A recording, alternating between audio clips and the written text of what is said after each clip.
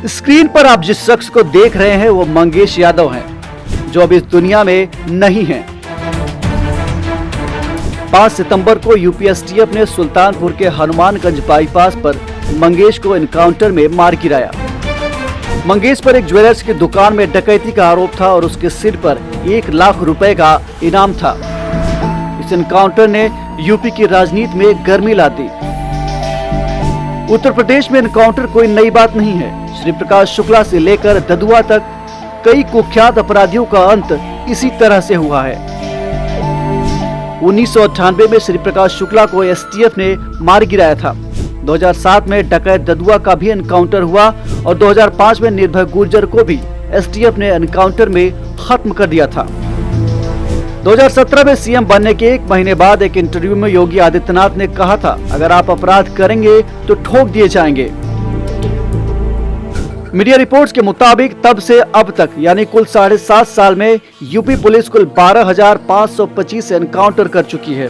इसमें 260 की मौत हो चुकी है, वहीं 6500 लोग इनमें अब तक घायल हो चुके हैं। इन एनकाउंटर्स में अब तक 17 पुलिसकर्मी भी शहीद हो चुके हैं, जबकि 1500 जवान घायल भी हुए हैं। बातें यूपी के इन आंकड़ों की सीधे तौर पर पुष्टि नहीं करती, क्योंकि ये रिसर्च के दौरान कुछ प्रतिष्ठित समाचार पत्रों से निकाले गए आंकड़े हैं।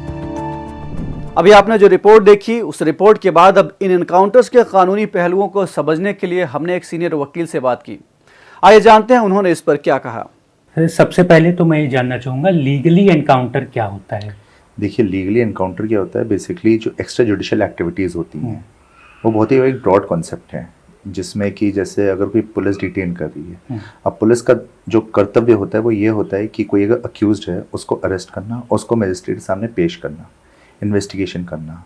इन्वेस्टिगेशन के दौरान अगर पुलिस वाले कोई भी ऐसी एक्स्ट्रा एक्टिविटी या कुछ ऐसी गतिविधि कर रहे हैं जो कि उनके कानूनी दायरे के आगे जाके है, जैसे कि आपका हो गया सेक्सुअल हैरेसमेंट करना या मेंटल फिजिकली टॉर्चर करना, उसी में आता है फेक एनकाउंटर्स भी जी। तो जो फेक एनकाउंटर्स होते हैं उसी को हम लोग एक्स्ट्रा जुडिशियल किलिंग एक्टिविटीज़ या फिर एक्स्ट्रा जुडिशियल एक्टिविटीज़ के दायरे में वो आता है, तो उसी को ही हम लोग बोलते हैं फेक एनकाउंटर्स। क्या भारतीय संविधान या किसी कानून में इसका कहीं कोई जिक्र है? क्योंकि अक्सर उत्तर प्रदेश के साथ साथ देश के और राज्यों में भी एनकाउंटर होते हैं। देखिए, संविधान में तो नहीं है, बट हाँ जो हम लोग का आईपीसी था पुराना, जो कि बीएनएस हो गया है, भारतीय नागरिक सुरक्षा, भारतीय नागरिक संहिता है, बेग पार्डन, तो उसमें दे रखे हैं प्रोविजंस जो अपना राइट टू प्राइवेट डिफेंस वाला है। उसमें देखिए, फेक एनकाउंटर्स यूजुअली जो होते हैं वो 2 तरह के होते हैं। एक ये होता है कि हम इनको अरेस्ट करने जाते हैं किसी अक्यूज्ड को, वो जो हैं हमारी गिरफ्त से भाग रहे थे, हमको गिरफ्तार करने से हमको रोक रहे थे और भाग रहे थे, ठीक है। तो उसमें आ जाता है हम लोग का सेक्शन 46 जो होता है पुराने सीआरपीसी का, बीएनएसएस का अलग उसका सेक्शन है। तो 46 में ये दे रखा है कि पुलिस जो चाहे वो फोर्स यूज़ कर सकती है, बट उसमें ये दे रखा है कुछ कुछ सेक्शंस हैं, कुछ कुछ जो आपके चार्जेस हैं, जैसे कि जिसमें पनिशमेंट जो है वो डेथ की नहीं है या लाइफ इम्प्रिजनमेंट की नहीं है। जैसे इसमें 3 साल की सज़ा है तो उसमें पुलिस एनकाउंटर नहीं कर सकती, या 7 साल की सज़ा उसमें पुलिस एनकाउंटर नहीं कर सकती। जिसमें लाइफ इम्प्रिजनमेंट या डेथ की सज़ा है उसमें पुलिस, अगर कोई पुलिस जा रही किसी अक्यूज को अरेस्ट करने या कोई फोर्स जा रही है, कोई भी इन्वेस्टिगेटिंग एजेंसी जा रही किसी को अरेस्ट करने और वो अरेस्ट अपना इवेट करने के लिए, बचने के लिए वहाँ से भाग रहा है, तब उसको फिर एनकाउंटर में किया जा सकता है। ये 46 में आता है। दूसरी चीज़, अब आपका राइट टू प्राइवेट डिफेंस वाला जो मैंने आपको बताया, अगर पुलिस वाले अरेस्ट करने गए और अरेस्ट करने के दौरान सामने अक्यूज ने उनके ऊपर हमला किया या गोली चलाई, ठीक है, और उसके बचाव में पुलिस वाले ने अगर एनकाउंटर सामने से गोलीबारी की जिसमें एनकाउंटर हुआ है, तो दैट अमाउंट वो दूसरे तरह का है। मतलब ये 2 तरह की यूजुअली पुलिस वाले जो हैं एनकाउंटर की कहानियाँ अपनी बताते हैं, ठीक है। फिर उसके बाद एक आपका अफ्स्पा जो है, armed forces special power act, उसका भी सेक्शन 4 है। जैसे कि जम्मू कश्मीर में अफ्सा लगा हुआ है या मणिपुर में था, अभी भी है मणिपुर में कुछ एरियाज़ में, तो वहाँ पे जो स्पेशल आर्म फोर्सेस हैं उनको पावर दे रखी है सेक्शन 4 में कि वो भी एनकाउंटर कर सकती हैं। जहाँ पे एरिया जो ऐसे स्पेसिफिकली डिस्टर्ब्ड हैं वहाँ पे कंट्रोल करने के लिए वो एनकाउंटर कर सकती हैं। अभी बीती 5 सितंबर को सुल्तानपुर में एक एनकाउंटर हुआ था मंगेश यादव का जी। उसको लेकर काफ़ी चर्चाएं हैं, तमाम पार्टियां, जो पार्टीज़ हैं, पॉलिटिकल पार्टीज, वो भी ये कह रही हैं कि फर्जी एनकाउंटर था जी। तो ये फर्जी एनकाउंटर क्या होता है? देखिए, फर्जी एनकाउंटर को समझने के लिए ना बहुत डिटेल में जाना पड़ता है, ठीक है। अब सुप्रीम कोर्ट ने जैसे PUCL versus state of Maharashtra एक जजमेंट आया था 2014 का, उसमें स्पेसिफिक गाइडलाइन सेट की थी, ठीक है, जैसे कि आपका सबसे पहले आपको टिप मिलनी चाहिए कि आपको कौन सी इंटेलिजेंस एजेंसी से टिप मिली थी, आपको बताना पड़ेगा। अगर किसी की डेथ हुई है तो आपको एफआईआर रजिस्टर करनी पड़ेगी। पुलिस वालों ने कौन से वेपन से एनकाउंटर किया है वो डिपॉजिट कराना पड़ेगा, वो सीज होएगा। जो इन्वेस्टिगेशन होगी वो आप ही के सीनियर इन्वेस्टिगेट करेंगे, नहीं तो फिर सीआईडी या सीबीआई जो आपकी सीनियर एजेंसीज हैं वो इन्वेस्टिगेट करेंगी। फिर उसके बाद ऐसे करीब 13-14 गाइडलाइंस जो हैं वो सुप्रीम कोर्ट ने सेट की थी इस मैटर में। हालांकि बहुत सारी स्टेट्स में ये डिलीजेंटली फॉलो होती हैं, यूपी में भी फॉलो होती हैं, बहुत सारी स्टेट्स में नहीं होती हैं। फिर पोस्टमार्टम जो होगा वो वीडियोग्राफी में होगा, ये भी पीयूसीएल में सेट किया गया। मतलब सुप्रीम कोर्ट ने बताया था अपनी गाइडलाइंस में कि जो पोस्टमार्टम है वो वीडियोग्राफी होगी उसकी। और पोस्टमार्टम में देखिए एक बहुत ही छोटी सी चीज़ होती है, अगर आप किसी को खड़े खड़े अगर गोली मारेंगे तो एकदम सीधी निकल जाती है। हालांकि अगर कोई भाग रहा हो, जैसे पुलिस से एवेड हो रहा है, अरेस्ट एवेड कर रहा हो, अगर वो भाग रहा होगा तो गोली जो कि एंगुलर निकलेगी, एक पर्टिकुलर एंगल में, क्योंकि उसकी बॉडी मोशन में गोली जो सीधी जा रही है तो एक एंगल में निकलती है। तो जो पोस्टमार्टम होता है वो बहुत एक महत्वपूर्ण पहलू होता है पता करने का कि फेक एनकाउंटर हुआ है कि क्या हुआ है। मान लीजिए जैसे कोई एनकाउंटर होता है, मंगेश यादव वाले ले लेते हैं, अगर उसमें जांच के बाद पता चलता है कि वो फर्जी है जी, तो जिस टीम ने उस एनकाउंटर को किया है, जो दावा करती है टीम कि हमने ये एनकाउंटर किया है, उन पे क्या एक्शन हो सकते हैं? उन पे देखिए एक तो उनका सस्पेंशन तुरंत होता है और टर्मिनेशन होता है। जब तक ये इंक्वायरी चल रही होती है फेक एनकाउंटर है कि नहीं, तो पीयूसीएल में ऐसा बताया गया था कि उनका प्रमोशन नहीं किया जाता है। फिर उसके बाद अगर पाया जाता है कि यह फेक एनकाउंटर है तो उसमें फिर आपका ये होता है कि जैसे सुप्रीम कोर्ट ने अलग अलग जजमेंट, जैसे एक था Om Prakash versus state of Jharkhand, फिर एक और था आपका 2011 का महाराष्ट्र का, स्टेट ऑफ महाराष्ट्र से गया थी वो अपील, वो भी सुप्रीम कोर्ट गई थी। उस पर मार्कंडे का जो ऑनरेबल जस्टिस जो अपने रिटायर हो गए, जस्टिस ज्ञानसुधा मिश्रा लेडीशिप, उन्होंने बताया, उन्होंने कैटेगोरिकली हेल्ड किया था ये कि जो पुलिस वाले फेक एनकाउंटर्स करते हैं they are cold blooded murders. And उनका तो उनके ऊपर जो दायित्व जनता ने सौंपा है, भारत की जनता ने सौंपा है कि हाँ आपको, आपका काम है हमें बचाना, हमको प्रोटेक्ट करना, आपने वो छोड़ के हमको उल्टा मारने की आपने कोशिश की है, तो उनके अगेंस्ट स्ट्रिक्ट से स्ट्रिक्ट कार्रवाई होनी चाहिए। सिमिलरली जो ओम प्रकाश वैसे झारखंड वाला था, उसमें बोला गया था कि ये जो फेक एनकाउंटर्स होते हैं स्टेट स्पॉन्सर्ड टेररिज्म होते हैं, एंड इसमें स्टेट का भी दायित्व बनता है कि वो जो उनकी एजेंसीज हैं उनके अगेंस्ट सख्त से सख्त कार्रवाई करें। एंड इसमें जो मैक्सिमम पनिशमेंट मिलती है दैट इज डेथ। मतलब जो फर्जी एनकाउंटर, जी, फर्जी एनकाउंटर की जो टीम उसमें इन्वॉल्व होती है उसमें डेथ का ही प्रावधान होता है। And it is not specific to police only, ये बाकी जितने भी फोर्सेज हैं अपनी, whether it is CBI, whether it is army या फिर कोई भी है जिसको ड्यूटी दी गई मेंटेन करने के लिए लॉ एंड ऑर्डर की, वो सबके अगेंस्ट ऐसा होता है। एनकाउंटर के पीछे के आइडियोलॉजी को भी समझना बेहद जरूरी है। भारतीय संविधान में एनकाउंटर का कोई उल्लेख नहीं है सीधे तौर पर, लेकिन यह शब्द पुलिस की कार्यप्रणाली में तब इस्तेमाल होता है जब पुलिस और अपराधियों के बीच मुठभेड़ में अपराधी मारे जाते हैं। एक्सपर्ट्स के अनुसार एनकाउंटर किया नहीं जाता बल्कि हो जाता है। मिसाल के तौर पर पुलिस को सूचना मिलती है कि कुछ बदमाश वारदात की योजना बना रहे हैं, पुलिस उन्हें गिरफ्तार करने पहुंचती है, लेकिन दूसरी तरफ से फायरिंग हो जाती है। पुलिस न्यूनतम बल का यानी मिनिमम बल का प्रयोग कर अपराधी को पकड़ने की कोशिश करती है। ऐसी घटनाओं को एनकाउंटर कहा जाता है। पुलिस के पास भारतीय न्याय संहिता की धारा 34 से 44 तक और पुरानी भारतीय दंड संहिता की धारा 96 से 106 के तहत राइट टू प्राइवेट डिफेंस के तहत पुलिस को यह अधिकार मिला हुआ है। ऐसे मामलों में पूरी तैयारी के साथ जाना चाहिए। इसे लेकर मानवाधिकार के तमाम गाइडलाइंस भी हैं जिनका पालन किया जाता है। न्यायालय भी यह देखती है कि मानवाधिकार आयोग की गाइडलाइन का पालन हुआ है या नहीं। एनकाउंटर फर्जी तो नहीं है। इसके तमाम मापदंड होते हैं जिनके आधार पर कोर्ट फैसला लेती है, लेकिन आम जनता का इस एनकाउंटर पर क्या सोचना है ये भी जानना बेहद जरूरी है। एनकाउंटर की जो प्रक्रिया है इसको किस तरह से देखते हैं? देखिए, इनकाउंटर की देश जो है रूल ऑफ द लॉ से चलेगा, संविधान से चलेगा, डेमोक्रेसी हमारे यहाँ। एक सूखी रोटी चुराने को इनकाउंटर नहीं कर सकते आप। एक अगर कोई सूखी रोटी चुराया तो इनकाउंटर नहीं हो सकता। अगर डकैती वो डाला था मंगेश यादव तो डकैती के हिसाब से उसका इनकाउंटर नहीं होगा, उनका सजा है 7 साल का। अगर वो कह रही है कि हमारे ऊपर हमला किया गया था तब एनकाउंटर किया। कहाँ, तुम तो चप्पल पहन के गए थे, चप्पल पहन के जाके आप करते हो, बुलेट प्रूफ जैकेट भी नहीं पहन के जाते हो और 4 लोगों को आप रेड कार्पेट देते हो, उसको कर लेते हो। देखिए, ये तालिबान तो है नहीं। तालिबान में क्या होता है मुस्लिम कंट्रीज में कि चोरी किया हाथ काट लो, रेप किया गला काट लो। ये देश भारत है, भारत संविधान से चलेगा, डेमोक्रेसी से राजनीति चलेगा, कानून से चलेगा, रूल ऑफ लॉ से चलेगा। एनकाउंटर किसके हो रहे हैं? देश को समझना पड़ेगा ना, प्रदेश को समझना पड़ेगा। एनकाउंटर हो रहे हैं, योगी आदित्यनाथ का जो भी दुश्मन बनेगा, चाहे वो विकास दुबे से लेकर अभी यादव तक, बददस्तूर जारी है इनका काम। और उसमें अतीक अहमद जैसे लोग, उनका भाई और जितने लोग, दरअसल ये वो लोग टारगेट हो रहे हैं जो दरअसल में बाबा के दुश्मन है। और बाबा अपने दुश्मनों को कभी छोड़ता नहीं है, तो उसकी जो नीति है बुलडोजर नीति इसीलिए है। अभी आपको मैं एक छोटा सा उदाहरण बताता हूँ।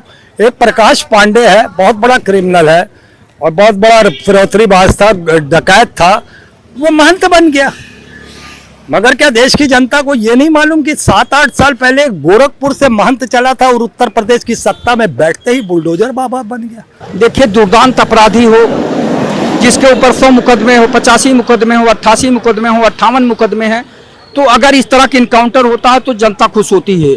लेकिन अगर कोई बकरी चोरी किया, कोई भैंस चोरी किया, कोई मोबाइल चोरी किया, कोई साइकिल चोरी किया है, तो इस तरह पे अगर इनकाउंटर दिखाती है पुलिस, तो जनता में भय व्याप्त होता है। और दूसरी बात, अगर किसी को घर से उठा के ले जाती है 2 दिन 3 दिन पहले, उसके बाद अगर इनकाउंटर करती है, तो जनता में ये होता है कि यार ये तो पुलिस या हत्या है। और किसी भी व्यक्ति को, मजबूत आदमी जो है, किसी पुलिस अधिकारी से मिलकर जो है इनकाउंटर दिखा के मरवा देगा। और पुलिस कहती है कि हमारे ऊपर हमला किया था उस अपराधी ने, इसलिए इनकाउंटर किया गया है। देखिए, पुलिस केवल कहती है ना, पुलिस के चंगुल में जो लोग पड़े हैं वो सारे लोग जानते हैं पुलिस क्या करती है। पकड़ेगी बहराइच से, दिखाएगी कानपुर से। पुलिस के अंदर क्या खेल होता है वो जग जाहिर है। पुलिस अगर इनकाउंटर आमने सामने अगर कोई आ गया, मुठभेड़ करती है, तो पुलिस के हम लोग सराहना करते हैं, पीठ थपथपाते हैं, उन्हें मेडल भी दिया जाता है। लेकिन घर से उठा के 2 दिन 4 दिन पहले और उसके बाद पुलिस ले जाती है, एसटीएफ ले जाती है, उसके बाद इनकाउंटर करती है और फिर कहती कि इनके पास फला जगह का पिस्टल मिला, फला जगह का मोटरसाइकिल मिला, फला बैग मिला और ये मिला वो मिला। ये जो मनगढ़ंत पुलिस करती है, ये जनता सब जानती है, इसलिए विश्वास उठता जा रहा है एसटीएफ से भी, पुलिस विभाग से भी। लगा रहे हैं तो कैसे भ्रष्टाचार आप समाप्त करेंगे? कुछ कह रहे थे आप? मैं ये कह रहा था कि देखिए, जो आपने फास्ट ट्रैक कोर्ट की भी जो बात करी, मगर दिक्कत यहाँ पर एक ही आ रही है। जैसे मैंने एक बार पूर्व में भी आपसे कहा था कि धन पशुओं का जो है खेल है सारा न्यायपालिका का।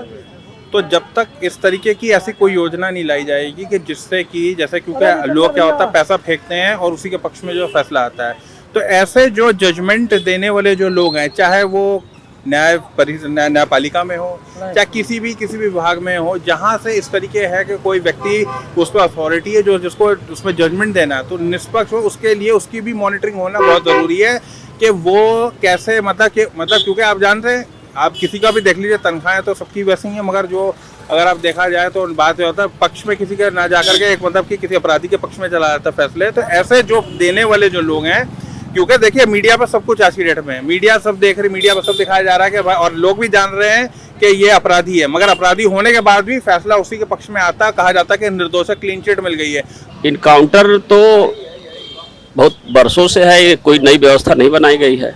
जब अपराधी इतना बड़ा हो जाता है कि पुलिस का भय उसके अंदर से खत्म हो जाता है और पुलिस पर ही आक्रमण कर देता है, पुलिस पर हमला करता है, तब इनकाउंटर किया जाता है।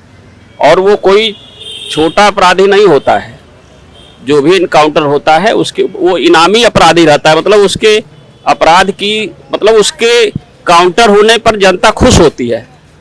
क्यों? क्योंकि वो इतना प्रताड़ित कर चुकी रहती है जनता को, उससे इतना पीड़ा जनता को रहती है। तो सरकार का भी तो काम, उद्देश्य, पुलिस विभाग प्रशासन का काम यही है कि जनता में शांति बहाल रखे, उनको खुशी दिए। इस वजह से दुर्दांत अपराधियों के साथ अगर ऐसा व्यवहार होता है तो हमारे समझ से तो और त्वरित न्याय की कोई और व्यवस्था नहीं है। एक तरह से देखा जाए तो सही भी है, अगर अपराध बहुत बड़ा है तो डेफिनेटली करना चाहिए एनकाउंटर, क्योंकि कल को होता कि हमारा जो कानून व्यवस्था है ना, जुडिशियल सिस्टम, आज नहीं कल वो बंदे छूट जाते हैं। एग्जाम्पल आपको दूं, आसाराम बापू देख लो, राम रहीम देख लो, ये छूटेंगे, जब छूटते हैं दोबारा तो इनका मनोबल और बढ़ जाता है, ये उससे बड़ा क्राइम करते हैं। तो अगर क्राइम उस लेवल का है तो डेफिनेटली मार देना चाहिए। लेकिन हाँ, अब जैसे कुछ एनकाउंटर रिसेंटली जो हो रहे हैं, मैं नाम नहीं लूँगा, कुछ जो रिसेंटली हो रहे हैं कि बस अभी तुरंत पकड़ा तुरंत मार दिया, छोटे मोटे, ये भी जस्टिफिकेशन, मतलब ये जस्टिफाई नहीं करता। तो इस हिसाब से देखा जाए छोटे मोटे लेवल पे नहीं करना चाहिए। हाँ, जो अपराधी बड़ा है, अगर मारना ही आपको तो इन लोगों को मार के दिखाइए जो बड़े बड़े क्रिमिनल हैं, जो सत्ता के दम पे किसी का रेप करके निकल जा रहे हैं, किसी का किडनैपिंग कर ले रहे हैं, किसी को घर से उठा के लेके चले जा रहे हैं, बीच सड़क पे नंगा कर दे रहे हैं, इनका एनकाउंटर कीजिए तो समझ में आए। इस लेवल पे अगर देखा जाए तो ठीक है। क्या एनकाउंटर करना न्याय करने का एक सही तरीका है? न्याय करने का सही तरीका आप नहीं बोल सकते, लेकिन डर बनाना भी तो जरूरी है। अब आप देखिए जो कानून व्यवस्था पहले थी, पहले की सत्ता में यूपी में थी, आज कितना परिवर्तन है। डर तो आया ना लोगों के अंदर, एक डर है कि अभी हम करेंगे और वीडियो वायरल हुआ तो हम पकड़े जाएंगे। पहले ये हालत थी, आप सबूत भी सामने दे दो तो भी कुछ नहीं होता था, लोग छूट के चले जाते थे। आज अपराधी कह लो चाहे जो भी कह लो, एक डर तो उनके अंदर आया कि अभी हम करते हैं तो इसकी सजा आज निकल हमें मिल जानी है। एनकाउंटर को और भी गहराई से समझने के लिए हमने एसटीएफ और एटीएस के संस्थापक सदस्य रहे रिटायर्ड आईपीएस राजेश पांडे से हमने बात की, जिन्होंने वर्चस्व और ऑपरेशन बाजुका जैसी कई रोचक किताबें भी लिखी हैं। वो एक एनकाउंटर पर क्या कहते हैं, उनका क्या सोचना है, आइए जरा उन्हें भी सुनते हैं। सर, सबसे पहले मेरा ये सवाल है कि पिछले 7.5 सालों में मीडिया रिपोर्ट्स के अनुसार 12,525 एनकाउंटर यूपी पुलिस कर चुकी है, तो इसमें 207 कुल मौतें भी हुई थी अपराधियों की। तो क्या कारण है जिनकी वजह से यूपी में जो एनकाउंटर का चलन है ये काफ़ी ज़्यादा बढ़ता जा रहा है? नहीं, बढ़ता और घटता हो सकता है, फेज़ में या आंकड़ों में आप बढ़ता घटता देख रहे हैं, लेकिन अपराधियों के विरुद्ध प्रभावी कार्रवाई उत्तर प्रदेश पुलिस ज़माने से कर रही है। हम लोगों का भी जब ज़माना था 90 के दशक में, बहुत ढेर सारे अपराधी मुठभेड़ में मारे गए थे। मुठभेड़ हुई, पुलिस ने गोली चलाई, उन्होंने भी गोली चलाई। और सवाल आप जो इस समय वर्तमान समय में सवाल उठाया जा रहा है कि साहब फलां को एनकाउंटर में मारा गया, ये भी देखिए कि एनकाउंटर में पुलिस वाले कितने मारे गए, किन परिस्थितियों में पुलिस वाले, उनका तो कोई जिक्र ही नहीं करता है। उसी एसटीएफ जिसका आप जिक्र कर रहे हैं कि श्री प्रकाश शुक्ला के एनकाउंटर में, उस टीम में मैं भी था, अरुण कुमार साहब थे, बहुत से लोग थे उस ज़माने के जब ये एसटीएफ बनी थी और इसी काम के लिए बनी थी। हमारे 5 कमांडोज को चित्रकूट में घेर के एक डकैती गैंग ने मार दिया था। कानपुर में एक हमारे बहुत ही बहादुर सब इंस्पेक्टर को मार दिया था। एक रीडर था हमारे एसपी सिटी का आर के सिंह, श्री प्रकाश को जो हम लोग परसू कर रहे थे, तो उस समय जनपथ में उन्हीं श्री प्रकाश शुक्ला के गैंग ने 9 गोलियां उसके सिर पे मारी थी, पब्लिक के बीच में मारी थी। सामने दारुल शफा था, सामने नए नए मंत्रिमंडल के मंत्री बने थे, उनके घरों के सामने संतरी ड्यूटी पे लोग खड़े थे, फिर भी मारा था। तो देखिए, राजनीतिक बात से मेरा कोई लेना देना नहीं है, मैं pure police point of view से आपको बताऊं कि ऐसा नहीं है कि वो अचानक ये चर्चा में आने लगी एनकाउंटर्स की बातें। अपराधियों के विरुद्ध प्रभावी कार्रवाई राजस्थान में भी की गई, दिल्ली में हुई। दिल्ली में तो आप देखते हैं कि हर 15 अगस्त और 26 जनवरी के पहले पुलिस की मुठभेड़ होती है और आतंकवादी मारे जाते हैं। तो ये कहना कि साहब अचानक चर्चा में आ गया, और जब भी आपको लॉ एंड ऑर्डर मेंटेन करना है तो कुछ कार्रवाई करनी होगी, आपको भागना होगा, दौड़ना होगा, ढूंढना होगा, दबिश देंगे, आप उनके मकानों पे, दुकानों पे, जंगल में चढ़ेंगे तो गोलियां चलेंगी, और चलेंगी तो आत्मरक्षार्थ हमको सरकार ने जो शस्त्र दिए हैं वो अपनी रक्षा के लिए, प्रॉपर्टी की रक्षा के लिए, और हम जिस गांव में या शहर में जहां हैं वहां के लोगों की रक्षा के लिए ये दिए गए हैं, तो उसका प्रयोग आखिर कब करेंगे? आंकड़ों की बात की जाए तो जो संख्या है एनकाउंटर्स की लगातार बढ़ रही है। पुलिस एनकाउंटर का सहारा क्यों ले रही है? क्या वजह है इसके पीछे? क्या अपराधियों को पकड़ने के लिए यही एक तरीका है या कुछ और भी हो सकता है? आप ये देखिए कि कितनी गिरफ्तारियां हुई हैं, आप ये देखिए कि कितने बड़े माफिया गिरफ्तार हुए हैं, कितनों का कन्विक्शन हुआ है। भाई अगर आप ये बता रहे हैं कि साहब इतने 100 या जो 12,500 कुल हुए हैं और इतनी मौतें हुई, तो ये भी देखिए 20,000 25,000 से ज्यादा गिरफ्तारियां हुई। गिरफ्तारी कौन करता है? पुलिस ही करती है, पुलिस ही इसके लिए अधिकृत है। गिरफ्तारी करने जाएगी और रेजिस्टेंस होगा, उधर से पुलिस को मारने की नीयत से फायर होगा, तो पुलिस रक्षा तो करेगी ना। जिस गांव में ये हो रहा है कि बाकी और लोगों को कुछ ना हो, पुलिस बल को कुछ ना हो, तो आत्मरक्षार्थ वो भी फायर करेगी। तो प्रोपोर्शन देखिए कि व्यवस्था बनाने के लिए, कानून का राज्य लाने के लिए अगर अपराधियों पे कार्रवाई हो रही है तो कितनी कार्रवाई में कितनी मुठभेड़ें हुई, ये भी देखना होगा। तो इसलिए उसको पूरे परिप्रेक्ष्य में देखिए कि जब भी कार्रवाई होती है, कोई ऐसा नहीं पहली बार हो रही है। हम लोग जब थे, जब एसटीएफ बनाई गई थी, कल्याण सिंह जी उस समय मुख्यमंत्री थे, उस समय का रिकॉर्ड नहीं, जब पूरे प्रदेश की पुलिस लग गई, बहुत से मारे गए, बहुत से पकड़े गए, और अब तो उन मुकदमों में सजा हो रही, बहुतों को सजा हो गई। तो आप उसको एक पूरे परिप्रेक्ष्य में देखेंगे तो आपको लगेगा कि ऐसा कुछ नहीं है। अब ये ठीक है, कुछ उसमें लोगों को अपना राजनीतिक विश्लेषण उसमें किया जा सकता है, ये उनका काम है, ये पुलिस का काम नहीं है। आमतौर पर सर देखा जाता है कि पब्लिक एनकाउंटर का समर्थन ज्यादा करती है। कई बार एनकाउंटर होते हैं तो पटाखे फोड़े जाते हैं, रॉकेट छुड़ाए जाते हैं, तो पब्लिक इनका समर्थन क्यों कर रही है? देखिए, पब्लिक जिससे परेशान है, अगर आप उसको गिरफ्तार करके जेल भेज देंगे और जिस दिन सजा हो जाएगी उसको, तब भी पब्लिक पटाखा बजाती है। लेकिन समय इतना हो जाता है कि वो ना आपकी आंखों के सामने आता है, ना उस जमाने में जिस दिन पुलिस वालों ने ये किया था, ना उनकी आंखों या उनके दिमाग में आता है। तुरंत की बात, लोग तुरंत, अच्छा ये एनकाउंटर हुआ, ये देखिए लोगों ने कितनी खुशी की, कितनी मिठाई बांटी, कितना वो किया। तो जो समाज के लिए जो व्यक्ति परेशानी पैदा कर रहा है, समाज के लिए जो खतरा बना हुआ है, जिससे सामान्य आदमी डरने लगे हैं, तो वो चाहे कानून के घेरे में आए तब भी वो बहुत खुश होंगे, चाहे वो इतना डेयरिंग हो कि वो पुलिस को भी कुछ नहीं समझ रहा है, पुलिस पे फायर कर रहा है और एक्सचेंज ऑफ फायर में उसका कोई नुकसान हो जाए, तब भी पब्लिक खुश होती है। तो दोनों तरीके हैं पब्लिक के।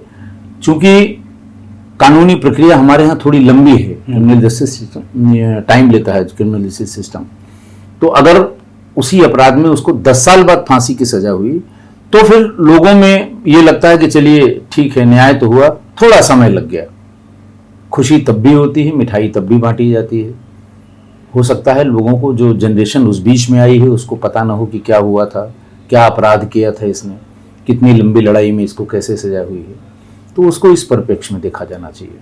सुप्रीम कोर्ट के गाइडलाइंस की बात करें तो सुप्रीम कोर्ट ने एनकाउंटर पर सख्त रुख अपनाया है। 23 सितंबर 2014 को तत्कालीन मुख्य न्यायाधीश आर.एम. लोढ़ा और जस्टिस रोहिंटन फली नरीमन की बेंच ने एनकाउंटर को लेकर कुछ महत्वपूर्ण दिशा निर्देश जारी किए थे। इन दिशा निर्देशों के मुताबिक पुलिस को हर आपराधिक गतिविधि की सूचना लिखित रूप में दर्ज करनी चाहिए। दूसरा, यदि एनकाउंटर में किसी की मृत्यु हो जाती है तो तुरंत एफआईआर दर्ज होनी चाहिए। घटना की स्वतंत्र जांच होनी चाहिए और मजिस्ट्रेट की निगरानी में होनी चाहिए। पुलिस फायरिंग में हुई हर मौत की मजिस्ट्रियल जांच अनिवार्य है। एनकाउंटर की जानकारी बिना देरी के राष्ट्रीय मानवाधिकार आयोग यानी एनएचआरसी को भेजी जानी चाहिए। ये नियम इस बात की पुष्टि करते हैं कि पुलिस एनकाउंटर को लेकर एक स्वतंत्र, निष्पक्ष और प्रभावी जांच होनी चाहिए। पुलिस को सीधे तौर पर न्याय करने का कोई अधिकार नहीं है। न्यायपालिका ही अंतिम फैसला करती है कि कौन अपराधी है और उसे किस प्रकार की सजा दी जानी चाहिए। राष्ट्रीय मानवाधिकार आयोग यानी एनएचआरसी ने भी एनकाउंटर को लेकर स्पष्ट नियम तय किए हैं। ये नियम ये सुनिश्चित करते हैं कि एनकाउंटर में किसी तरह की अनियमितता न हो और यदि होती है तो दोषियों के खिलाफ कड़ी से कड़ी कार्रवाई हो। एनएचआरसी के मुताबिक एनकाउंटर की सूचना प्राप्त होते ही इसकी जांच दूसरे पुलिस स्टेशन की टीम या सीआईडी द्वारा की जानी चाहिए। अगर पुलिस दोषी पाई जाती है तो मारे गए व्यक्ति के परिवार को मुआवजा दिया जाना चाहिए। हर पुलिस एनकाउंटर की तुरंत रिपोर्ट तैयार की जानी चाहिए और सभी जरूरी दस्तावेज रजिस्टर में दर्ज किए जाने चाहिए। यह नियम यह सुनिश्चित करने के लिए बनाए गए हैं कि कानून का पालन हो और कोई भी पुलिस अधिकारी कानून से ऊपर ना हो। पूरे मामले का आखिर सलूशन क्या हो सकता है, जरा ये भी सुन लेते हैं। एक एज अ वकील अगर आपसे मैं पूछूं कि अगर किसी अपराधी का एनकाउंटर हो जाता है तो जो पीड़ित है, क्या उसके लिए ये न्याय है? मतलब ये एनकाउंटर करना पूरी तरह से न्याय है क्या? देखिए, अभी होता है क्या ना, मैं आपको ईमानदारी से बताऊं, भारत की जो जनता है बहुत सीधी है, बहुत भोली है, ठीक है।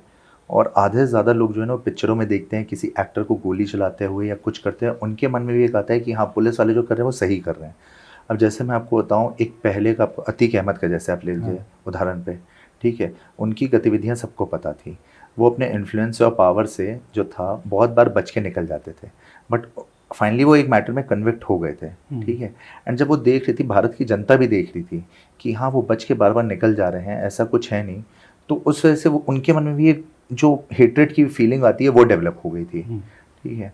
एंड उसको रोकने के लिए मतलब देखिए पुलिस वाले जो एनकाउंटर करते हैं वो बिल्कुल गलत है, ठीक है, होना नहीं चाहिए। फेक एनकाउंटर तो बिल्कुल नहीं होना चाहिए। उनका काम है अरेस्ट करना और अरेस्ट करके फिर वहाँ लाना। अब जैसे अतीक अहमद वाला मैं आपको बता रहा था, उस पर अतीक अहमद ने सुप्रीम कोर्ट में बोला था कि हाँ मुझे लग रहा है मैं अगर यूपी जाऊँगा तो यूपी गवर्नमेंट मेरा फेक एनकाउंटर कर देगी, क्योंकि 13 अप्रैल को उनके बेटे का एनकाउंटर किया गया था और उनको फिर बोला गया नहीं अब आइए आपका नहीं होगा एनकाउंटर। अब 15 अप्रैल को उनका एनकाउंटर नहीं हुआ, बट एक किसी और तरीके से उनको मार दिया गया था जी। तो ये एक जनता में एक अजीब सी फीलिंग आ गई है अभी, और जिसके बहुत सारे रीजंस हैं कि हम लोग की जो कानूनी एक्ट्स हैं ये रिफॉर्म नहीं हो रहे बहुत टाइम से। इनमें रिफॉर्म हो जाएगा, स्ट्रिक्टनेस लाई जाए। मैं आपको एक छोटा सा एग्जांपल दूं, अगर आप यही आप सिग्नल अगर तोड़ के जाएं तो आप पे जो फाइन लगे वो लगे 500 रुपये। यही चीज़ अगर बढ़ा के 10,000 रुपये कर जाए और बोले आप हफ्ता भर जेल में रहेंगे तो आप तोड़ने से पहले 10 बार सोचेंगे। तो हमारे जो रिफॉर्म्स है बहुत मतलब कानूनी अभी जो पनिशमेंट्स हैं वो बहुत वीक हैं। ये जब अंग्रेज़ बना के गए थे 1860s में, 70s में, 90s में, 19th सेंचुरी में, बेग पार्डन, तब बहुत अच्छे थे उस टाइम पे। उस टाइम पे 100 रुपये की जो फाइन होती थी वो बहुत होती थी, आज डेट में उतनी नहीं होती है। तो फेक एनकाउंटर्स को मतलब उनको सही करने के बहुत सारे हैं। अब जैसे अगर आप जुडिशियल रिफॉर्म्स भी लाएंगे उसमें भी हैं। अब आप समझिए 1.4 बिलियन की हम लोग की आबादी है और टोटल केसेस जो पेंडिंग है वो मोटा मोटा 5 करोड़ केसेस पेंडिंग है। और अगर हम लोग रिजॉल्व करने पे आएंगे, मैं बीइंग एन एडवोकेट मैं खुद बता रहा हूँ, हमारे भाई बंधु हम लोग सुबह शाम दिन रात कोशिश करते हैं, जजेस हम लोग की हेल्प करते हैं कि हाँ भाई केसेस खत्म हुए जिसमें कॉम्प्रोमाइज़ हो रहा है, एमिकेबल सेटलमेंट हो रहा है, वो सेटलमेंट करके ख़त्म करो। अगर हम लोग सारे केसेस आज डेट में ख़त्म करने पे आएंगे, अगर नए नहीं भी फाइल होंगे तब भी हम लोग को 320 साल लगेंगे केसेस सारे ख़त्म करने में। तो इतना ओवरबर्डन्ड है ये चीज़। दूसरी चीज़ जो मैं आपको इसमें बताऊँ कि अब जैसे नया एक्ट आया है CRPC जो नया वाला है BNSS, उसमें दे रखा है कि अगर कोई भी सर्च एंड सीजर होगा, मैं एक उदाहरण के तौर पे दे रहा हूँ आपको, अगर कोई भी सर्च एंड सीजर होगा तो जो इन्वेस्टिगेटिंग एजेंसी है, पुलिस है, वो वीडियोग्राफी करेगी, ठीक है। अब इतने टूल्स ही नहीं प्रोवाइड हो पा रहे हैं हम लोग को, पुलिस वालों को रादर, कि वो उसका वीडियो बना पाएँ। DM साहब को, सब डिविजनल मजिस्ट्रेट साहब को या JMFC को, मजिस्ट्रेट ऑफ फर्स्ट क्लास को, वो जो सर्च एंड सीजर की उसका वीडियो फॉरवर्ड कर पाएँ, इतने उनके पास टूल्स ही नहीं प्रोवाइड हो पा रहे हैं। तो ये सब चीज़ें हम लोग को रिफॉर्म लानी पड़ेंगी, जिसके बाद जैसे आपने अभी बताया कि काफ़ी सारे केसेस पेंडिंग हैं जी, और उसके अलावा कई सारे लूप होल्स भी होते हैं जिनका फ़ायदा उठा करके कुछ इलीगल एक्टिविटीज़ के जरिए जो अपराधी हैं वो बच निकलते हैं जी। तो ऐसे में एनकाउंटर का जो तरीका होता है कि मतलब ठोक के एकदम ख़त्म कर दिया जाए उसको, तो इसको लोकप्रियता मिल रही है पब्लिक में, तो इसके पीछे कोई और भी कारण है? कोई और कारण नहीं, मैं आपको वही बता रहा हूँ, 2 ही वजह हैं। एक तो पब्लिक जो है वो त्रस्त हो चुकी है, क्योंकि हम लोग के जुडिशियल रिफॉर्म्स, मैं आपको ईमानदारी से बताऊँ तो जजेस खुद चाहते हैं रिजॉल्व करना, बट इतना ओवरबर्डन है ना जजेस भी आजकल के। अब जैसे एक मैं छोटा सा उदाहरण दूँ आपको, हाईकोर्ट की जैसे एज ऑफ रिटायरमेंट है, हाईकोर्ट जजेस की एज ऑफ रिटायरमेंट है, दैट इज 62।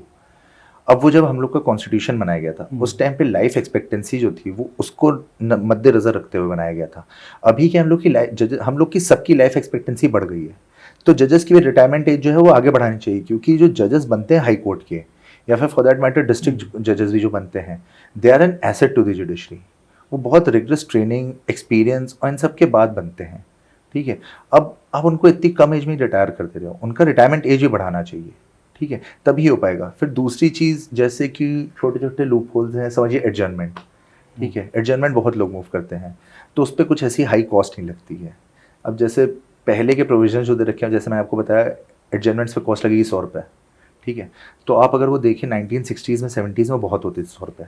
आज डेट में 100 रुपये में क्या होता है, कुछ भी नहीं। हम लोग एक्टिवा में पेट्रोल भरा के 100 रुपये घूमने जाएंगे, लखनऊ का एक चक्कर मारेंगे तो हम लोग को वापस आते टाइम 100 रुपये को और भराना पड़ेगा, ठीक है। तो वकील और सामने काउंसिल जा रहे हैं, ठीक है 100 रुपये जारी कॉस्ट जाने तो कोई दिक्कत नहीं, मैटर बस खींच दो, तो ये चीज़ होती है। फिर तीसरी चीज़ मैन पावर की बहुत कमी है हर जगह पे, whether it be police, whether it be judiciary, हर जगह पे मैन पावर की कमी है। तो वो जब तक इम्प्रूव नहीं होगी, मैन पावर ठीक से आएगी नहीं, मतलब रिक्रूटमेंट जब तक नहीं होंगे तब तक फिर ये कमी नहीं, फिर ये वॉइड जो है ये हमेशा खाली रहेगा, इसको भरा नहीं जा सकता है। तो कहीं ना कहीं ये कहा जा सकता है कि जो नए कानून आए हैं वो सही हैं, लेकिन जो न्यायिक प्रक्रिया है उसमें कुछ सुधार न्यायिक प्रक्रिया जो पहले वाली थी वो भी सुधर गई थी। सुप्रीम कोर्ट की सिस्टम की बात करें तो जैसे मजिस्ट्रेट जांच सही से नहीं हो पाती है कई बार, बहुत बार, और भी शायद लूपहोल्स कोर्ट में होते हैं, आप भी देखते होंगे जी, पहले बहुत बार नहीं हो पाती, बट नए वाले जो जैसे प्रोसीजर सिस्टम भी अब नया वाला आया है, 3 नए एक्ट्स आए हैं, IPC भी नया है, CRPC भी नया है, एविडेंस भी जो है वो भी नया है। तो जो नया वाला CRPC भी है, BNSS, उसमें भी काफ़ी अच्छे प्रोसीजर्स दे रखे हैं एंड उसमें सबके लिए दे रखे हैं। ऐसा ही नहीं है कि सिर्फ फॉर दैट मैटर पुलिस वालों के लिए दे रखे हैं या एक्यूज के लिए दे रखे हैं, उसमें सबके बहुत अच्छे से राइट्स दे रखे हैं। ठीक है, अब जैसे ये है कि पहले होता था कि आदमी को जैसे अगर कोई अरेस्ट हो रहा है तो उसको पुलिस वाले के साथ कोऑपरेट करना ही है इन्वेस्टिगेशन में। अभी ये है कि नहीं, ज़रूरी नहीं वो कोऑपरेट करे, वो अगर चाहे तो वो शांत भी रह सकता है। He has got a right to access for free legal aid. उसके बाद अब जैसे हर जगह पे, हर स्टेट में, राधा हर डिस्ट्रिक्ट कोर्ट में आ गई फ्री लीगल एड की आ गई है। डिस्ट्रिक्ट लीगल एड सोसाइटी बोलते हैं, डालसा। जैसे एसटीएफ और एटीएस के संस्थापक सदस्य आप रहे हैं जी, श्री प्रकाश शुक्ला के एनकाउंटर में भी आप रहे हैं जी, और काफी सारी चर्चाएं भी हुई उसके बाद आपको लेकर जी, के। जी। तो बतौर एक आईपीएस ऑफिसर जब आप थे और अभी जो हैं आप जिस पद पे हैं, इसको लेकर के एनकाउंटर के बारे में क्या सोचना है आपका अभी मौजूदा देखिए, परिप्रेक्ष्य में? एनकाउंटर, मैंने कहा ना, एनकाउंटर शब्द या एनकाउंटर की प्रोसेस कहीं कोई ऐसा नहीं आईपीसी सीआरपीसी में कहीं डिफाइन है, कहीं नहीं है। वहां तो ये है कि साहब हम हॉट परसूट में, या जब हम दौड़ रहे हैं, हम जब किसी का पीछा कर रहे हैं, किसी का पता लगाने की कोशिश कर रहे हैं और हमने उसको घेरा या उसने हमको घेर लिया, बदमाश ने हमको भी, दोनों चीज़ें हुई हैं। हमको घेर लिया तो हम आत्मरक्षा में अपने शस्त्रों का प्रयोग करेंगे। इसको एक शब्द दिया गया एनकाउंटर। ऐसा कोई शब्द कानून की किसी किताब में डिफाइन नहीं है। जिसको आप मुठभेड़ कहते हैं, मुठभेड़ वो भी है जिसको आप लिखते हैं या बताते हैं कि साहब टांग में गोली लग गई। तमाम उसके नए नए टर्म व्हाट्सएप पे लोगों ने दे दिए हैं, लेकिन उसका असल मतलब जो कानूनी उसका ये है कि साहब आप पर या किसी पर, किसी ने कोई अपराध किया है, पुलिस उसको ढूंढ रही है, पुलिस उसके पीछे है ताकि वो कानून के शिकंजे में आए, ताकि उसके खिलाफ हम मुकदमा चला सकें, और वो लगातार कानून को धता बता के भागने की कोशिश कर रहा है। और इसी कोशिश में जब आमना सामना हुआ, गोली चली, वो मारा गया या पुलिस वाला मारा गया। ऐसा नहीं कि पुलिस वाला जब मारा जाता है तब उसको एनकाउंटर नहीं कहते हैं, तब भी एनकाउंटर ही कहा जाता है। तो उसको हम इसी तरह देखते हैं कि समाज में ऐसी विकृतियां जो कानून के दरवाजे पर आने के लिए उनको कायदे से कानून के सामने आना चाहिए, सरेंडर करना चाहिए, ट्रायल फेस करना चाहिए, लेकिन वो उससे दूर रहने की कोशिश करता है, भागने की कोशिश करता है, धता बता देता है, मजाक उड़ा देता है। तो ऐसे लोगों के साथ अगर घेराबंदी हुई और एक्सचेंज ऑफ फायर हुआ तो ठीक है, हमें तो उसे कानून सम्मत रास्ते पर ले जाने के लिए हमारा काम है। नहीं जा रहा है और वो कोशिश ये कर रहा है कि ये जो लोग जिनको ये दायित्व है कि वो कानून का पालन कराएंगे, ये हमारे तक न पहुँचें, हम इनको आने न दें, इन्हें हम जान से मार दें, तो वो उसी तरह हम भी देखते हैं और कोई पुलिस वाला उसी तरह देखता है कि समाज के लिए जो भी खराब लोग हैं या समाज विरोधी कार्य में हैं या जिन्होंने जो कानून की किताबों में अपराध जो शब्द है अपराध किया है, तो उनके साथ जो या तो अदालत सजा दे उन्हें, या फिर जब वो भाग ही रहे हैं तो हम सजा देने के अधिकारी हम कभी नहीं हैं। हमने सिर्फ अपने आत्मरक्षा में फायर किया जब ये लगता है कि सामने वाला वो सारी कानूनी व्यवस्था को धता बता के भागने की कोशिश कर रहा है और हम पकड़ने की कोशिश कर रहे हैं, तो इस कशमकश में जो कुछ होता है उसे एनकाउंटर कहते हैं। अभी आपने जैसे बताया कि पुलिस आत्मरक्षा के लिए कई बार एनकाउंटर जैसी जो घटनाएं होती हैं, लेकिन कई एनकाउंटर्स देखे गए हैं जहां पर विपक्ष भी सवाल खड़े करता है, कई सारे ह्यूमन राइट्स की ऑर्गेनाइजेशन है वो सवाल खड़ी करते हैं कि एनकाउंटर फर्जी था। तो वो लोग ऐसे पेश करते हैं, ऐसे सवाल आते हैं जिनमें एक सवाल ये बनता है क्या एनकाउंटर करना न्याय करने का एक सही तरीका है? इस पर क्या कहेंगे? मैंने पहले ही कहा कि एनकाउंटर को न्याय के साथ बिल्कुल मत जोड़िए, क्योंकि वो हमारा काम ही नहीं है। उसके लिए अदालतें हैं, व्यवस्था है। और रही बात ये कि सारे एनकाउंटर पे तो कोई ये नई बात नहीं है। वीरप्पन के एनकाउंटर पे भी सवाल उठे थे, निर्भय गुजर के एनकाउंटर पे भी सवाल उठे थे। जो जितने बड़े अपराधियों की जान गई होगी पुलिस एनकाउंटर पे, सवाल उठाना, देखिए ये तो एक जैसे कहते हैं समाज में सबको बोलने का लोकतांत्रिक अधिकार है, लोग बोलते हैं, उनके घर वाले बोलेंगे। कौन से किस अपराधी के घर वालों ने एनकाउंटर को सही जायज़ करार दिया है? जब भी आप उनके पास जाएंगे, नहीं साहब ये तो पुलिस ने गलत किया है। तो ये कोई नई बात नहीं है। सवाल हर एनकाउंटर पे उठे, लेकिन सब एनकाउंटर फर्जी हों ये तो ठीक नहीं है, ये कहना ही ठीक नहीं है। और एक बात और है इसमें, लगभग सभी एनकाउंटर्स की न्यायिक जांच होती है। जो एनकाउंटर हुए हैं उसमें मजिस्ट्रियल जांच होगी, कस्टडी में मारा गया है तो न्यायिक जांच होगी, बड़े बड़े न्यायिक कमेटी बनाई जाती हैं, उनसे जांच होती है। कोर्ट्स सुओ मोटो संज्ञान लेके जांच करती हैं, हाई कोर्ट भी, सुप्रीम कोर्ट भी। 2-4 अपवाद अगर छोड़ दीजिए तो सभी एनकाउंटर सही पाए गए अल्टीमेटली। कोई 10 साल बाद सही पाया गया, कोई 5 साल बाद सही पाया गया। तो मौके पर हो सकता है किसी ने आपत्ति की हो या किसी ने उसको कहा हो साहब गलत है, सही है, लेकिन कानून की कसौटी पे मेजॉरिटी एनकाउंटर्स खरे उतरे हैं। कई बार ऐसा कहा जाता है पुलिस ने पब्लिक की प्रशंसा पाने के लिए या कोई अवार्ड वगैरह के चक्कर में जबरदस्ती किसी का एनकाउंटर कर दे, क्या ऐसा वास्तव में सही में होता है? नहीं, ऐसा नहीं होता। मैं कह तो रहा हूँ कि अगर आरोप लगाना है तो आरोप तो किसी भी तरह से लगाया जा सकता है, और अगर गलत है तो कानून की इतनी छन्नियां हैं कि वो छन के सही बात निकल ही आएगी। आप पुराने देख लीजिए, जो भी एनकाउंटर्स जिन पे सवाल उठे हैं वो न्यायिक प्रक्रिया से गुजरने के बाद सब सही पाए गए। अधिकांशतः से जो गलत पाए गए उसमें सजा मिली। ऐसा भी है कि गलत पाए गए कुछ एनकाउंटर्स, उसमें जो अधिकारी थे कुछ तो अभी भी जेल में हैं। तो ये कहना कि नहीं साहब सभी एनकाउंटर फर्जी हैं, ये ठीक नहीं है।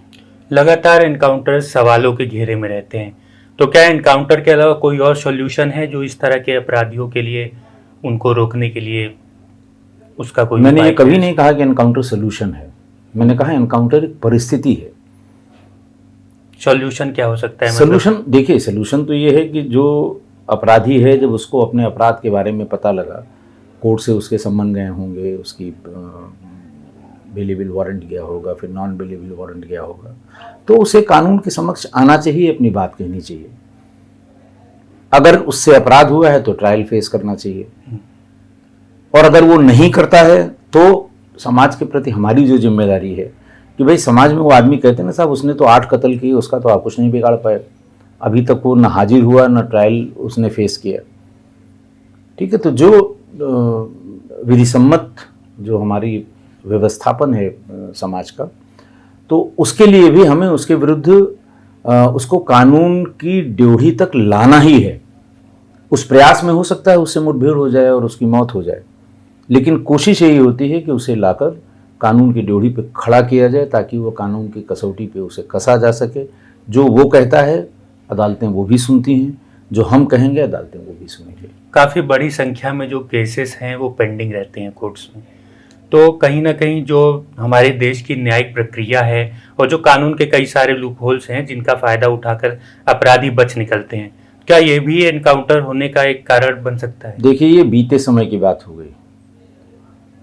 आईपीसी, सीआरपीसी और एविडेंस एक्ट अभी जब चेंज हुआ है, इसका प्रभाव आप 5 साल बाद देखेंगे। बहुत ढेर सारी चीज़ें, जैसे एसटीएफ और एटीएस में हम लोग जो कॉल डिटेल थी, सीडीआर थी, जिससे अपराधी की लोकेशन का पता लगता था, लेकिन वो एज ए एविडेंस एडमिसिबल नहीं थी। हम उसको एज ए एविडेंस पेश नहीं कर सकते थे। और नई व्यवस्था में ये सब एविडेंस की श्रेणी में आया है। आप ईमेल भी एविडेंस की तरह इस्तेमाल कर सकते हैं, आप कोई भी इलेक्ट्रॉनिक रिकॉर्ड एविडेंस की तरह इस्तेमाल कर सकते हैं, आप सीडीआर एविडेंस की तरह इस्तेमाल कर सकते हैं। तो अंग्रेजों का जो पुराना कानून था, देखिए वो था दंड ओरिएंटेड, पनिश करना है। अंग्रेजों ने बनाया कि हमको रूल करना है तो सब। और अब का जो कानून है वो न्याय ओरिएंटेड है कि न्याय मिलना चाहिए। जो आदमी वहाँ तक गया है, जिसके परिवार में कोई गड़बड़ हुई है, कोई हत्या हुई है, मारपीट हुई है, तो वो दरवाज़ा खटखटाया उसने कानून का, वो पहली सीढ़ी थाने से ही शुरू होती है। थाने की जितनी शिकायतें और जितनी पुराने ज़माने से होती चली आ रही हैं, सब का निदान नए कानूनों में है। तो अब आने दीजिए, फील्ड में ये कानून आएंगे और आप 1-2 साल में इसका असर देखेंगे, और 5 साल में आपको लगेगा कि वो पुरानी बातें जो आपके सवाल हैं सबका जवाब मिल जाएगा। एक थोड़ा अपने पुराने सवाल पे वापस जाना चाहूँगा मैं। जब पब्लिक एनकाउंटर और इस तरह की चीज़ों से काफ़ी खुश होती है, तो क्या जो न्यायिक प्रक्रिया पे विश्वास पब्लिक का कम हो रहा है क्या? नहीं, ऐसा नहीं है। पब्लिक को अल्टीमेटली न्याय पे ही, देखिए हमारी जो न्याय व्यवस्था है, तहसील की कोर्ट हो या सुप्रीम कोर्ट है, आज भी कम से कम अपने देश में सबसे ज़्यादा भरोसा करने वाला जो इंस्टीट्यूशन है वो न्याय प्रणाली ही है। ऐसा नहीं है कि उनको, ठीक है वो थोड़ा समय उसमें लगता है, क्योंकि न्याय करने की जो प्रक्रिया है वो ये भी कहती है कि सभी पक्षों को पर्याप्त समय देना है, उनको सुनना है। कुछ लोग उसका फ़ायदा उठाते हैं कि साहब आज वकील साहब की तबीयत खराब हो गई है, आज ही हो गया, उसको एडजॉर्न करते हैं लंबे समय के लिए।